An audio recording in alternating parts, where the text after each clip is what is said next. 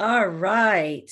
Welcome back, everyone. I hope you had a great morning with 2 sessions filled with information. And the real key is that this is information that we will continue to share and that you all are going to share with each other. We really are a community that is working together. So I'm going to offer just a few closing remarks that will highlight some of the major reminders, as well as some key takeaways that we hope you all walk away knowing about today's or the last 2-day event.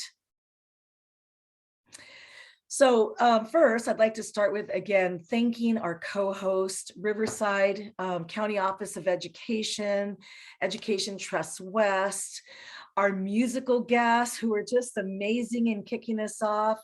All of you who attended, this is a busy time of year, but you took the time to hear more about how you can best serve your students. And I also want to thank the staff behind the scenes. This has been an all hands on deck affair, and we have Yorida and Victoria and so many others who made today possible. So thank you, everyone. So let's just quickly review the key takeaways. We spent a lot of time yesterday talking about why AB 469, the new financial aid in California DREAM Act application, is so critical. This is really a game-changing moment for us in California, and we're sharing this together. And the key is that so many students don't believe they're eligible for financial aid or don't believe they're even college material, and we know they are.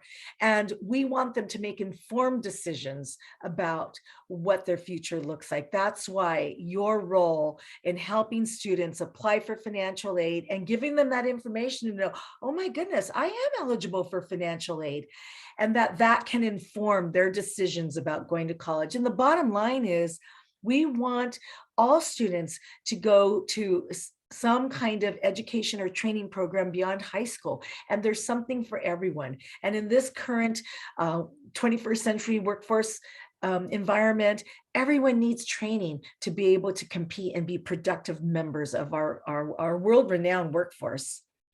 And remember, this is about completion of the FAFSA application and the California DREAM Act application. In California, we have the great opportunity to offer students both options. If they're not eligible for FAFSA because of undocumented status, they are eligible for the California DREAM Act application.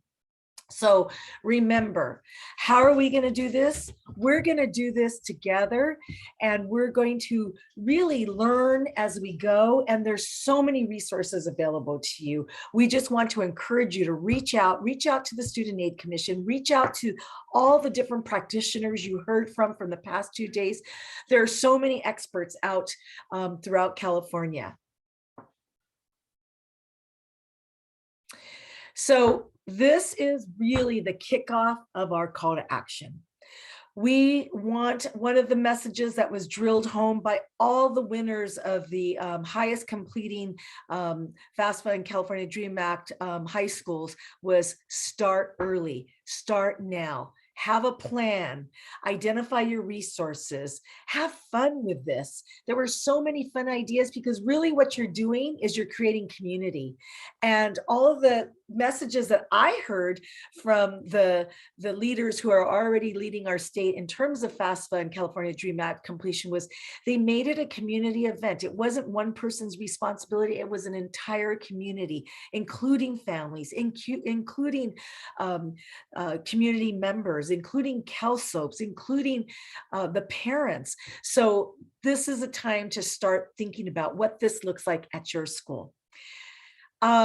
The race to submit, it's a competition, it's a friendly competition, and we're going to continue this because we want people to know that this is the culture that we are instilling in California, and that we just want to see who's excelling and how we can learn from you. This is not a blame and shame at all. This is about how do we learn from each other, and the race to submit uplifts those schools that have figured out a winning formula that will help their school and help schools throughout the state.